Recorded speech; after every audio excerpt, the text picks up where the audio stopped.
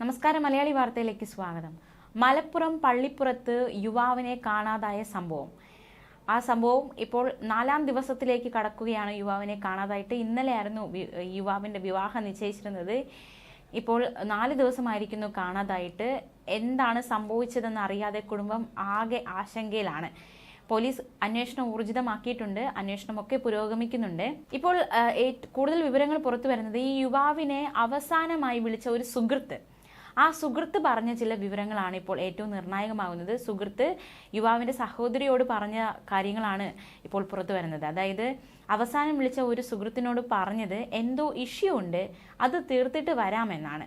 ഒരാൾക്ക് കുറച്ച് പൈസ കൊടുക്കാനുണ്ട്, അത് കൊടുത്തു തീർത്തില്ലെങ്കിൽ കുറച്ച് സീനാണ് എന്ന് ഈ സുഹൃത്തിനോട് യുവാവ് പറഞ്ഞു.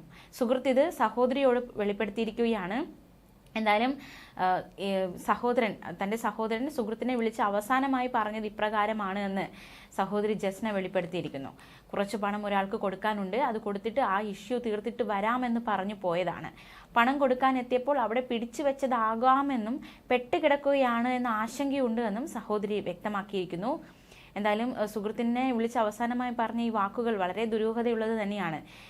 ഈ പണം കൊടുക്കാൻ പോയപ്പോൾ അതുമായി ബന്ധപ്പെട്ട് എന്തെങ്കിലും സംഭവിച്ചതാണോ എന്നതടക്കമുള്ള സംശയങ്ങളൊക്കെ ശക്തമാവുകയാണ്. എന്തായാലും വലിയ രീതിയിലുള്ള ഒരു ആശങ്ക തന്നെയാണ് ഈ ഒരു വിഷയത്തിൽ നിലനിൽക്കുന്നത്. എന്താണ് പ്രശ്നമെന്ന് സുഹൃത്ത് ചോദിച്ചപ്പോൾ അത് വന്നിട്ട് പറയാമെന്ന് മാത്രമേ പറഞ്ഞുള്ളൂ. എന്താണ് പ്രശ്നമെന്നോ ആരെടുത്താണ് പോകുന്നത്, എവിടേക്കാണ് പോകുന്നത് എന്നൊന്നും അവസാനമായി വിളിച്ച സുഹൃത്തിനോട് ഈ യുവാവ് പറഞ്ഞിട്ടില്ല. അതുകൊണ്ട് തന്നെ വലിയൊരു അവ്യക്തത തുടരുകയാണ്. സുഹൃത്തിനോട് എല്ലാം വന്നിട്ട് പറയാമെന്ന് മാത്രം പറഞ്ഞിട്ട് പോയിരിക്കുകയാണ്. എന്തായാലും ഇത് വളരെയധികം നിർണായകമായ ഒരു വിവരം തന്നെയാണ് പുറത്തു വന്നിരിക്കുന്നത്. എന്നാൽ വിഷ്ണുജിത്തിന് സാമ്പത്തിക ഇടപാടുകളെക്കുറിച്ച് വീട്ടിൽ ആർക്കും അറിവുണ്ടായിരുന്നില്ല എന്ന് അമ്മ പ്രതികരിച്ചിരിക്കുകയാണ്. എന്തായാലും തങ്ങളുടെ മകൻ ഇപ്പോൾ വരും എന്ന ഒരു പ്രതീക്ഷയോടെയാണ് ആ കുടുംബം മുഴുവനായിരിക്കുന്നത്. ആരെങ്കിലും എന്തെങ്കിലും ചെയ്തോ, അബദ്ധത്തിൽ പെട്ടോ, അകപ്പെട്ടു പോയോ എവിടെയെങ്കിലും എന്നതടക്കമുള്ള ആശങ്ക വളരെയധികം ശക്തമാണ്. പണം കയ്യിലുണ്ടെന്ന് സുഹൃത്ത് പറഞ്ഞാണ് അറിയുന്നത്. സാമ്പത്തികമായി വിഷ്ണുജിത്തിന് കമ്പനിയിൽ ഒരു ബാധ്യതയും ഇല്ലെന്നാണ് തങ്ങളുടെ അന്വേഷണത്തിൽ അറിയാനായതെന്നും അമ്മ വ്യക്തമാക്കുകയുണ്ടായി. എല്ലാറ്റിലും ഉപരി ഏറ്റവും നിർണായകമായ മറ്റൊരു വിവരം, ബസ് സ്റ്റാൻഡിൽ നിന്നുള്ള CCTV ദൃശ്യങ്ങൾ പുറത്തു വന്നിട്ടുണ്ട്. അതായത് 4ാം തീയതി വിഷ്ണു പാലക്കാട് ബസ് സ്റ്റാൻഡിൽ നിന്നും ബസ് കയറുന്ന CCTV ദൃശ്യമാണ് പുറത്തു വന്നിരിക്കുന്നത്. യുവാവ് കോയമ്പത്തൂരിലേക്ക് പോയിട്ടുണ്ടെന്നാണ് പോലീസിന് കിട്ടിയിരിക്കുന്ന സൂചന. മലപ്പുറം SP-യുടെ നിർദ്ദേശത്തിന്റെ അടിസ്ഥാനത്തിൽ പോലീസ് 2 ടീമുകളായി തിരിച്ച് അന്വേഷണം തുടങ്ങി. വിഷ്ണുവിന്റെ സാമ്പത്തിക ഇടപാടുകൾ കേന്ദ്രീകരിച്ചാണ് അന്വേഷണം ഇപ്പോൾ പുരോഗമിക്കുന്നത്. വിഷ്ണുവിന്റെ സുഹൃത്ത് ശരത്തും അന്വേഷണ സംഘത്തോടൊപ്പം കോയമ്പത്തൂരിലേക്ക് പുറപ്പെട്ടിരിക്കുകയാണ്. കഴിഞ്ഞ ദിവസമായിരുന്നു മലപ്പുറം പള്ളിപ്പുറം സ്വദേശിയായ വിഷ്ണുജിത്തിന്റെ വിവാഹം മഞ്ചേരി സ്വദേശിനിയായ യുവതിയുമായി നടക്കേണ്ടിയിരുന്നത്. ഇവർ വർഷങ്ങളായി സുഹൃത്തുക്കളാണ്. പാലക്കാട് കഞ്ചിക്കോട് ഐസ്ക്രീം കമ്പനിയിൽ ജോലിക്കാരനാണ് വിഷ്ണുജിത്ത്. കുറച്ച് പണം കിട്ടാനുണ്ടെന്നും ഉടൻ തിരിച്ചു വരാമെന്നും പറഞ്ഞാണ് വിഷ്ണുജിത്ത് 4ാം തീയതി പാലക്കാട്ടേക്ക് തിരിച്ചത്. എന്നാൽ പിന്നീട് ഫോൺ സ്വിച്ച് ഓഫ് ആയി.